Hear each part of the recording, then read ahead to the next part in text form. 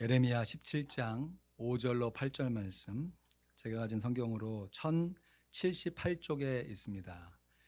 예레미야 17장 5절로 8절 말씀 다 찾으셔서 한 목소리로 봉독합니다. 예레미야 17장 5절로 8절 말씀, 하나님만 의지하는 인생이란 제목으로 말씀 나누겠습니다. 예레미야 17장 5절로 8절 말씀, 우리 한 목소리로 같이 봉독합니다. 시작. 나 여호와가 이같이 말하노라. 무릇 사람을 믿으며 혈육으로 그 권력을 삼고 마음이 여호와에게서 떠난 그 사람은 저주를 받을 것이라.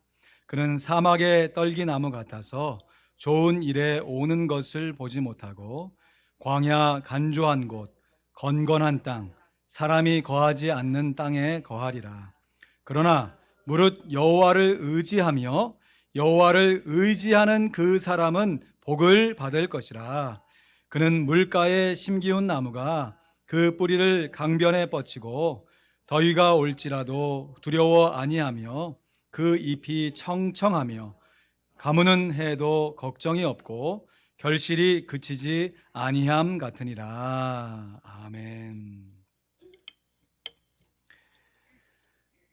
로스앤젤레스에서 라스베가스를 향하여 가다 보면 갑자기 큰 광야 하나가 나타납니다. 그것에 오래전부터 살던 인디언 부족의 이름을 붙여서 모하비 사막이라고 불리는 정말 거대한 광야가 나타나요. 그런데 그 광야 바로 건너편에 이 광야 크기만한 또 다른 사막이 있는데 이름하여 데스밸리라고 불리는 곳입니다. 여러분, 데스밸리, 죽음의 골짜기죠. 우로는 모하비 사막이고요, 좌로는 데스밸리예요. 그런데 라스베가스에서 거꾸로 LA로 진입하는 그 길목에 빅터빌이라고 하는 아담한 도시가 하나 있습니다. 빅터빌, 승리의 빌리지죠. 승리의 마을이라 불리는 곳이에요. 요즘에는 관광 삼아 가지고 데스밸리에 가는 사람들이 많습니다. 국립공원으로 지정됐기 때문에. 저도 자동차를 타고 몇 차례 그곳을 방문했을 때 차문을 탁 열었을 때 훅 하고 후끈한 그 열기가 아직도 기억이 납니다. 그런데 서부 개척 시대에 왜 그곳을 데스밸리라 이름 지었는가? 그곳에 길을 틀어가지고 그곳에 헤매다 보면 그 더위와 그 사막의 건조한 땅으로 인해서 많은 사람이 죽음을 당하기 때문에 붙여진 이름이 데스밸리예요. 그러면 왜 그 길목에 있는 도시가 빅터빌이겠습니까? 데스밸리로 가지 않고 모하비 사막에서 헤매지 않고 정말 감사하게도 길을 잘 선택해서 죽음을 모면해서 우리가 이젠 살았다 라고 해서 함께 모여진 사람들이 승리의 노래를 부르면서 함께 모여 살게 된 곳이 빅터빌인 것입니다. 우리들이 즐겨 암송하는 시편 23편 말씀에 보면요, 다윗도 오래전에 이런 고백을 하나님께 드렸습니다. 4절 말씀에 보니까 시편 23편 4절 말씀, 우리 같이 읽어볼까요? 시작. 내가 사망의 음침한 골짜기로 다닐지라도 해를 두려워하지 않을 것은 주께서 나와 함께 하심이라. 주의 지팡이와 막대기가 나를 안위하시나이다. 내가 데스밸리와 같은 사망의 음침한 골짜기로 다닐지라도 내가 해를 두려워하지 않는다. 왜냐하면 주님께서 나와 함께 하시기 때문이다. 2018년도 오늘 마지막 주일 예배로 하나님께 나아가면서 지나온 한 해를 되돌아볼 때 모하비 사막과 같은, 정말 내 힘으로는 도무지 빠져나갈 수 없는 그 큰 어려움에 사로잡히기도 하고, 정말 데스밸리와 같은 죽음의 골짜기를 헤매는 것처럼, 야, 이 상황 속에서 어떤 소망을 갖겠는가 싶은 순간에도 하나님의 인도하심 따라 우리가 이러한 모습으로 예배드리는 것이 빅터비라, 승리의 찬송으로 하나님께 영광을 돌리고 있는 줄로 믿습니다.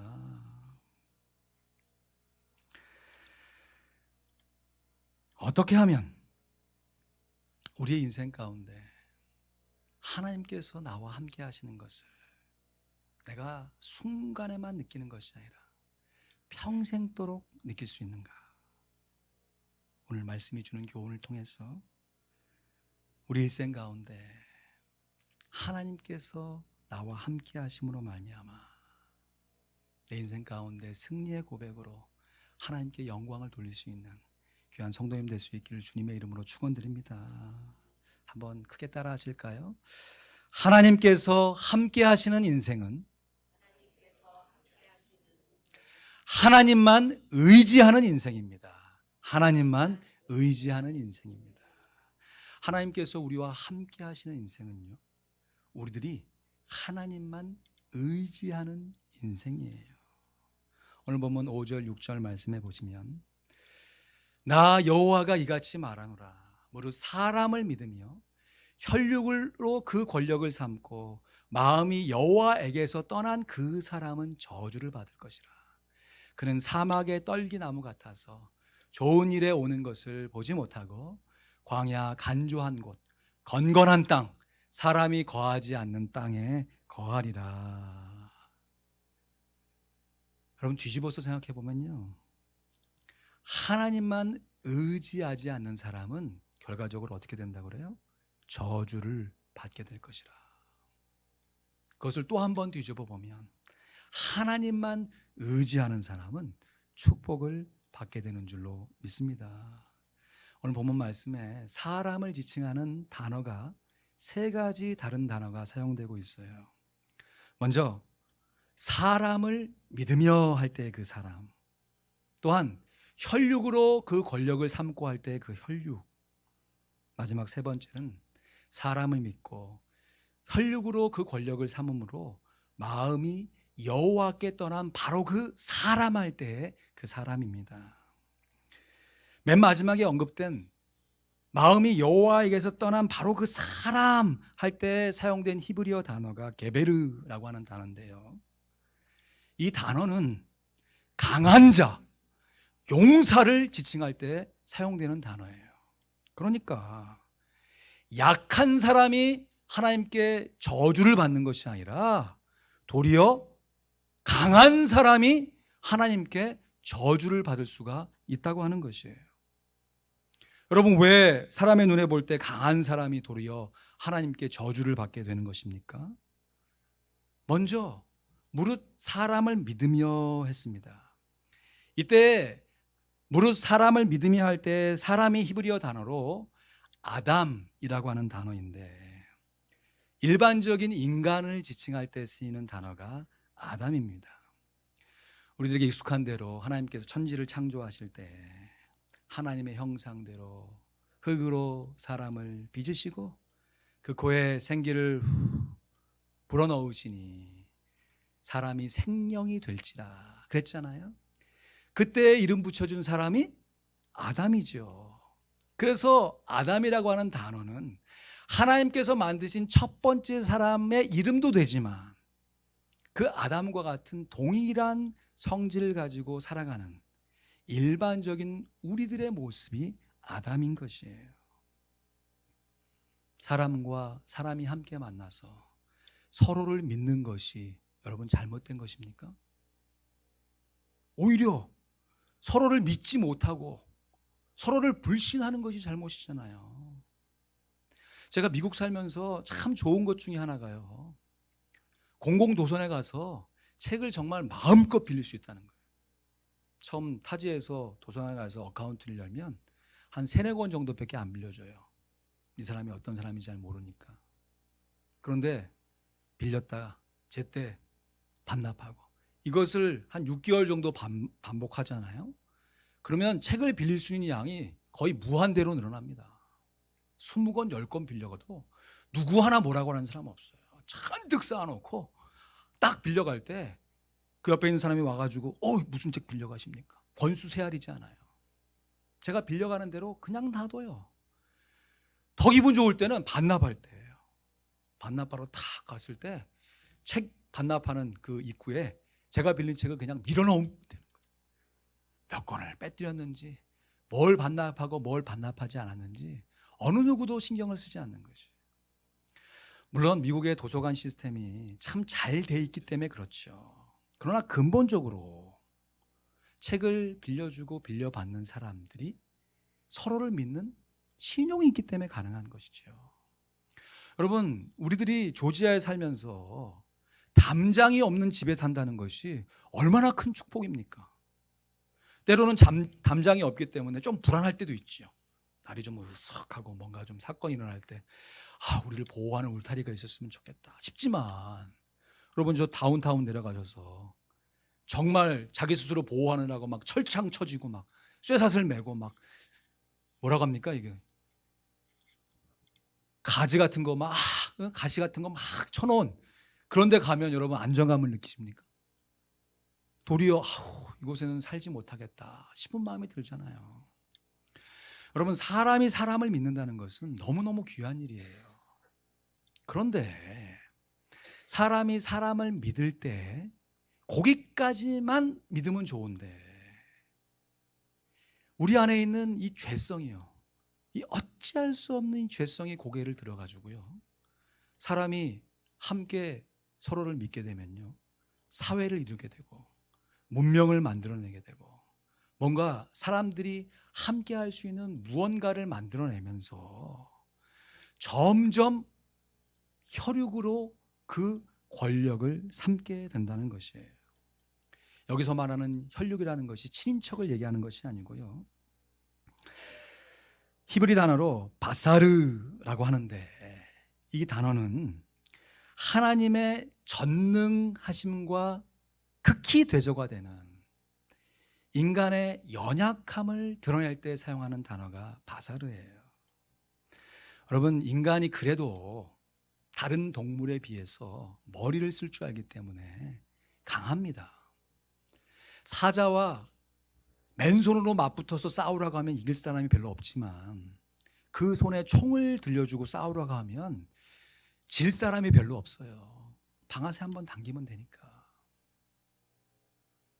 그렇게 모아진 사람들의 신뢰와 기술과 문명이 함께 모아지게 되면요, 이 상아리만큼 함께 모여서 하나님의 존재를 인정하고 하나님께 영광을 돌리면 좋은데요, 우리 안에 있는 죄성이 우리 스스로 뭔가를 할 수 있다, 우리 스스로 하나님 없어도 잘 살 수 있다라고 하는 생각으로 모이게 된다는 것이에요.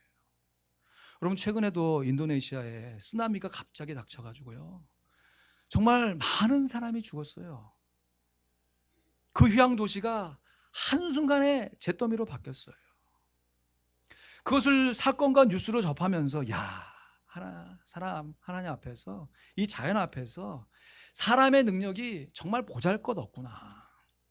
뭔가 일어나가지고 편하게 살 수 있는 시설 다 맞춰놔도 결국 태풍 한번 불면, 큰 산불 한번 불면 정말 우리가 만들어 놓은 건 아무 쓸모가 없구나라는 것을 인정하면서도, 이상하게 그것을 현상적으로 바라보고 있으면서도 사람들이 함께 모여서 기술을 축적하고 그 지혜가 축적되어지면 오히려 하나님 없어도 나는 잘 살 수 있다, 우리는 하나님 없어도 충분히 뭔가를 할 수 있다고 하는 자기 교만으로 묶여지게 된다는 것이에요.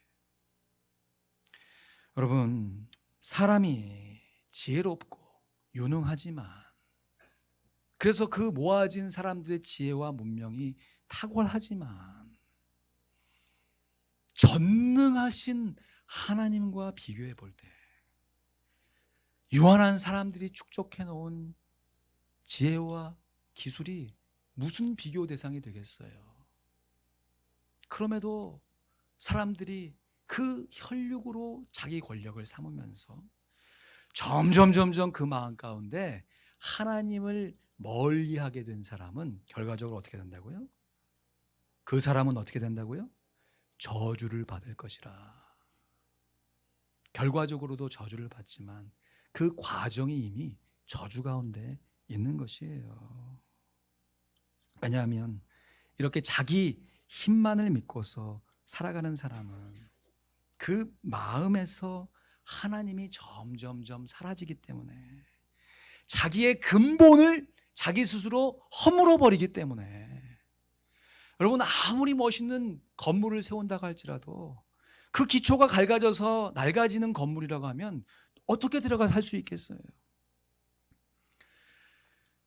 우리를 창조하신 하나님을 일부러 잊어버리려고 하는 삶은 아무리 자기의 혈육을 믿고 자기 스스로 뭔가를 만들어낸다고 해도 그 결과적으로 하나님께 저주를 받을 수밖에 없는 것이죠. 그러므로 사람이 자기 자신만을 믿고 그 능력만으로도 충분히 살 수 있다라고 하는 사람은 결과적으로 전능하신 하나님으로부터 스스로 멀어지게 되므로 그것이 우리에게, 그 사람에게 당한 저주가 되는 것이에요. 이것이 죄에 빠진 사람들이 뛰어넘을래야, 자기의 힘과 노력으로 도무지 뛰어넘을래야 넘을 수 없는 인간의 한계이자 실존인 것이지요. 저도 조금 이제 목회를 해가면서 선배 목사님들이 하셨던 목회의 조언들이 조금씩 야, 그래서 이런 조언을 하셨구나 라는 것에 동의할 때가 있습니다. 목회를 오래 하시면서 꾸준하게 성실하게 하신 목사님들이요, 후배 목사들을 향해서 이렇게 조언하실 때가 있어요. 여러분, 성도의 사업을 위해서 기도할 때 한 번에 너무 잘 되게 해달라고 기도해서는 안 된다네. 갑자기 모은 재물이 오히려 그 성도의 신앙을 흔들어 놓을 수가 있는 거라네. 또한 성도의 건강을 위해서도 그냥 무조건 건강하게 해달라고 기도해서는 안 된다네. 그렇게 건강해진 몸을 가지고 오히려 하나님을 멀리할 수가 있기 때문이라네. 저는 이런 조언이 제 자신의 삶이나 우리 성도들의 삶 속에서 귀에 잘 들어오지가 않았습니다.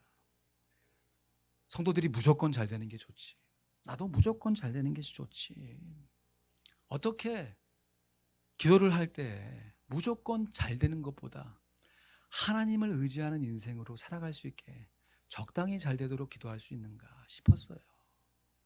그런데 오늘 말씀뿐만 아니라 우리의 삶의 경험에서 드러나는 것은 우리가 하나님을 의지하지 못하도록 때론 우리가 얻게 되는 성공과 건강이 우리에게 오히려 저주가 될 수 있다는 것을 우리가 인정해야 할 수 있겠습니다. 그러면 이와 정반대로 오늘 말씀의 제목처럼 하나님만 의지하는 사람은 그의 인생 가운데 다 잘 되는가? 여러분 그렇습니까? 사람을 의지하지 않고 하나님만 의지하는 인생은 다 잘 되는 것입니까? 분명하게 말씀을 드립니다. 하나님만 의지하는 인생은 그의 인생이 다 잘 되는 줄로 믿습니다. 아멘. 두 분 하셨는데 다시 아멘할 기회를 드립니다. 오늘 올해 마지막 예배를 드리고 있어요. 하나님만 의지하는 인생은 다 잘 되는 줄로 믿습니다. 아멘. 왜냐하면 이것이 저의 말이 아니라 하나님의 약속의 말씀이기 때문에 그렇습니다.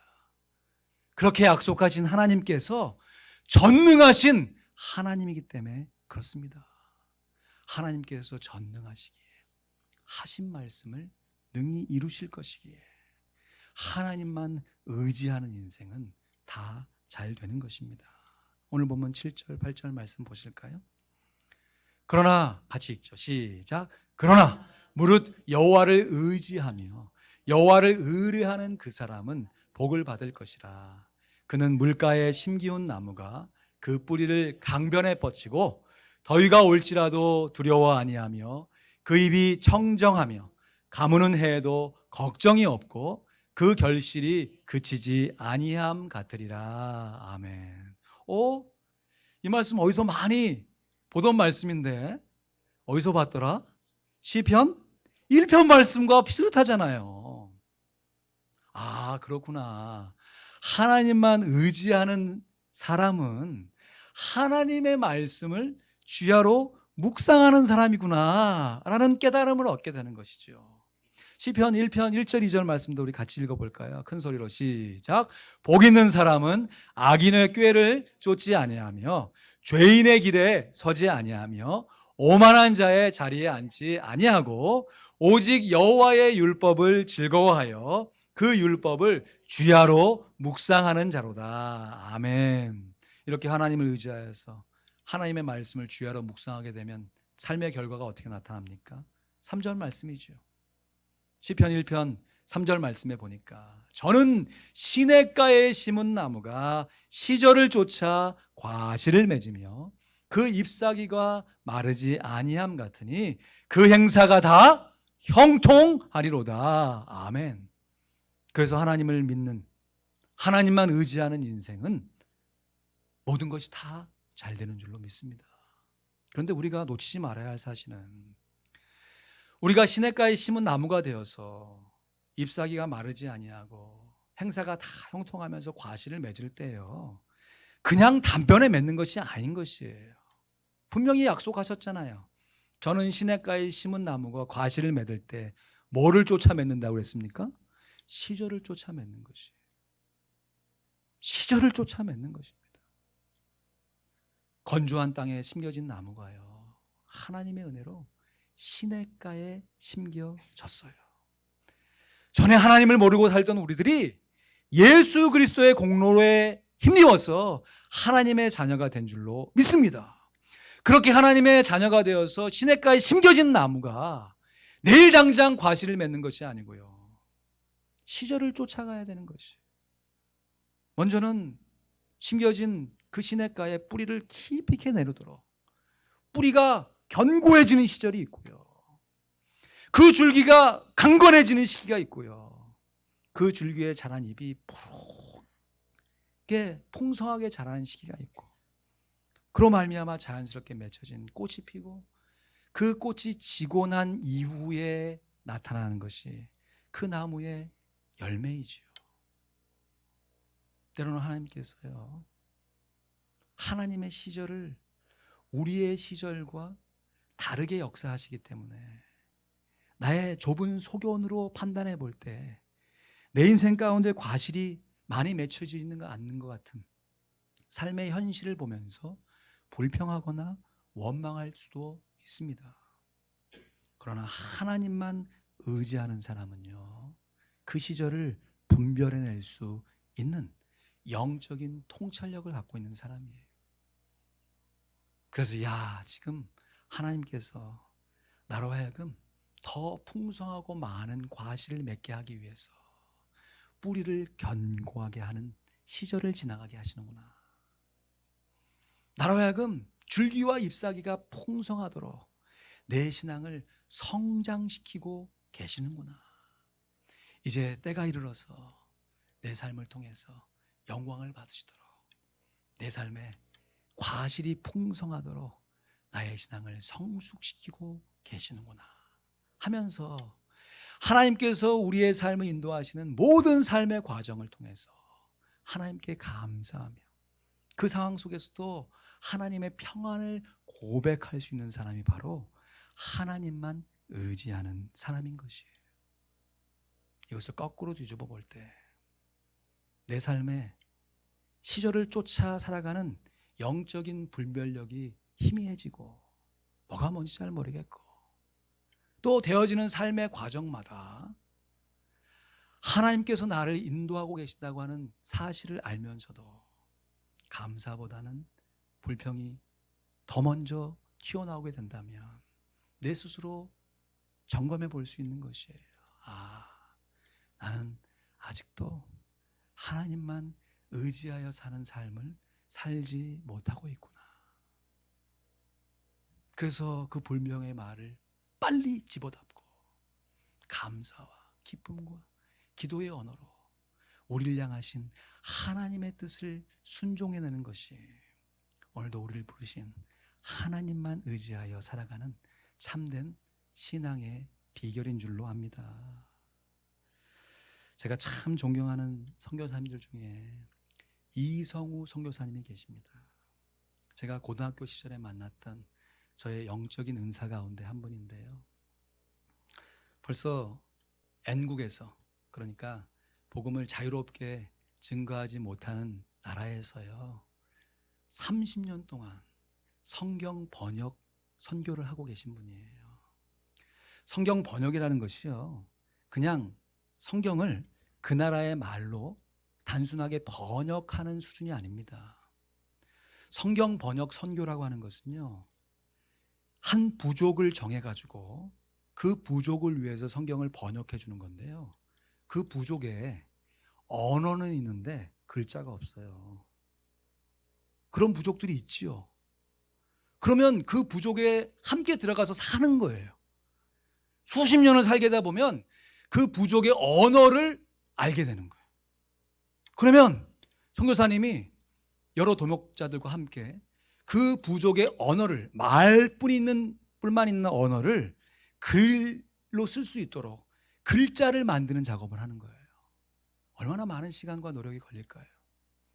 그리고 나서 그렇게 만들어진 글자로 우리가 보고 있는 성경을 번역하는 것입니다. 그럼 거기서 끝나느냐? 그 글자를 그 부족의 사람들에게 알려주고 그 성경이 무슨 뜻인지를 그 부족에게 가르쳐 줄 때 성경 번역 사역이 이루어지는 것이에요. 그래서 성경 번역 사역은요, 때론 한 세대를 넘어가요. 한 사람의 선교사가 소명을 갖고 그 부족을 위해서 함께 살아내며 언어를 배우고 글자를 만들고 성경을 번역할 때 그의 자녀의 때, 왜냐하면 자녀들은 어린 시절 부모가 함께 갔으니까 자연스럽게 그 부족원을 할 거 아니에요. 그리고 자연스럽게 그 부족들하고 친할 거 아니에요. 그러니까 시작은 1세대 선교사님이 했는데 그 과정과 마무리를 2세대, 3세대 하는 경우가 허대해요. 지금 선교사님이 30년째 한 부족의 언어를 번역하고 있는데 들리는 소식은 신약의 누가복음 정도 번역했다라는 소식을 들어요. 그런데 이 선교사님이 가끔씩 서로에 대한 기도 제목을 주고받는데 몇 주 전에 정말 긴급한 기도 제목을 보내오셨어요. 제가 오늘 설교를 통해서 이 선교사님의 기도 제목을 여러분하고 자세하게 나누고 싶은 것은 오늘 본문 말씀, 오늘 설교의 제목대로 하나님만 의지하는 인생이 과연 실제적으로 어떤 인생인가 라는 것을 이 선교사님의 삶을 통해서 나누고 싶고, 또 간곡히 부탁드리는 것은 이 기도 제목을 우리 모두의 기도 제목으로 받고 함께 기도하기를 원하는 것입니다. 사랑하는 동역자님들께, 지난 수요일 저녁부터 아내가 숨이 많이 차서 목요일 오전에 N국 수도의 한 종합병원에 가서 진찰을 받았습니다. 폐 엑스레이 결과 왼쪽 폐 아랫부분에 물이 많이 차서 당일에 물을 1리터 정도 뽑아내는 시술을 했습니다. 물을 빼고 나니 아내가 한결 숨쉬기가 편해졌다고 합니다. 그런데 물에 피가 섞여 있고 물 색깔이 안 좋아서 기타 피 검사 및 여러 조직 검사를 포함하여 금요일에는 복부 초음파 검사 및 CT 촬영까지 하였습니다. 최종 결과로 종양학 전문의의 말로는 복부 여러 부분, 복막, 왼쪽 폐, 위 등에 임파선 전이가 시작된 상태로 보인다고 합니다. 올해 5월에 양쪽 난소 제거 및 임파선 제거 수술, 자궁 적출 수술을 성공적으로 끝낸 후이고, 이후에 전신 CT 촬영을 통해서도 전혀 이상이 없다고 판명이 되었기에 이 소식을 접하고 저희 부부가 많이 당황한 것은 사실입니다. 하지만 이곳의 한국 의사 선생님의 말로는 남소암 자체가 워낙 성질이 고약하고 다른 곳에 잠복해 있다가 갑자기 드러나는 경우가 종종 있다고 합니다. 가능한 한 빨리 항암 치료를 시작하는 게 좋다고 해서 내일 월요일 저녁에 비행기로 한국에 들어가려고 예약을 했습니다. 들어가는 대로 병원이 어레인지가 되면 바로 항암 치료를 하게 될 것 같습니다. 목요일에 폐에 찬 물을 1리터 정도 빼내었는데 금요일 검사를 해보니 다시 물이 차올라 숨이 쉬는 것을 힘들어합니다. 의사가 출국 전에 한 번 더 물을 빼내어 가야 한다고 하네요. 가능하면 주일까지 물이 너무 차지 않아서 월요일 아침에 한 번만 더 물을 뺄 수 있도록 기도 부탁드립니다. 그리고 병원이랑 의사가 빨리 어레인지 될 수 있도록, 그래서 적시에 항암 치료가 시작될 수 있도록 함께 기도 부탁드립니다. 이 순간에도 하나님께서 저희 부부에게 마음의 평안을 주셔서 감사합니다. 이것이 하나님을 의지하는 인생의 누리는 참된 축복입니다. 선교사님 여러 기도 제목을 내시면서 기도 제목을 마무리하시면서 이 순간에도 하나님께서 저희 부부에게 마음의 평안을 주셔서 감사합니다. 인생의 모든 삶의 환경 가운데 때로는 인간적인 눈으로 볼 때 축복보다는 고생하는 생활들이 더 많이 생각나는 그 순간 속에서도 하나님만 의지함으로 말미암아 얻는 마음의 평안, 이것이 하나님을 오늘도 섬기게 하며 오늘도 하나님만 의지하는 인생으로 인도하고 계신 줄로 믿습니다. 우리가 즐겨 부르는 복음성가 가사에 보면 나의 마음속에 온전히 주님만 모셔놓고 내 평생 주만 위하여 찬송하며 살리라. 나 기쁠 때나 또 슬플 때나 늘 오직 한 마음 주 위에 한평생 주만 모시고 찬송하며 살리라. 아멘. 우리의 삶 속에서 경험되는 삶의 모든 과정들이 하나님만 의지하도록 우리를 인도하고 계시는 하나님의 보이지 않는 섭리인 줄로 믿습니다. 그러할 때 내가 판단할 때 과실이 많을 때에도 하나님께 영광을 돌릴 수 있지만 궁극적으로 그 과실을 맺게 하기 위해서 나의 신앙을 성장시키고 성숙시키는 그 모든 과정을 통해서도 우리가 넉넉하게 하나님께 영광을 돌릴 수 있다면 우리의 인생은 하나님만 의지하는 인생이 되는 것입니다. 말씀을 맺습니다. 올 한 해 마지막 주일 예배로 하나님께 나아가고 있습니다. 여러분, 올 한 해 나는 과연 무엇을 의지하고 누구를 의지하고 살아왔습니까? 또 앞으로 다가올 새해에 나는 무엇을 의지하며 누구를 의지하며 살아갈 것입니까? 우리 인생 가운데 때로는 너무나 커서 내 힘만으로 빠져나오지 못할 것 같은 모압이 광야와 같은 큰 어려움을 만날 때도 있고요. 이제는 정말 이것으로 끝이구나 싶은 말 그대로 데스밸리의 골짜기를 지나갈 때도 있습니다.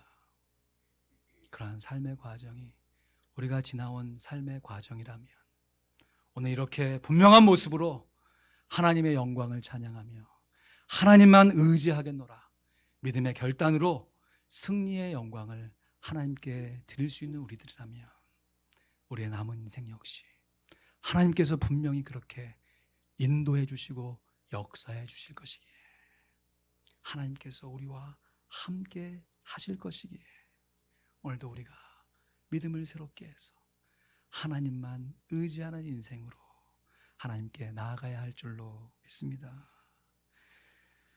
우리에게 승리를 주신 우리 구주 예수 그리스도를 의지함으로 하나님만 의지하는 남은 인생 살아갈 수 있기를 우리 주님의 이름으로 간절히 축원드립니다. 아멘. 기도하겠습니다.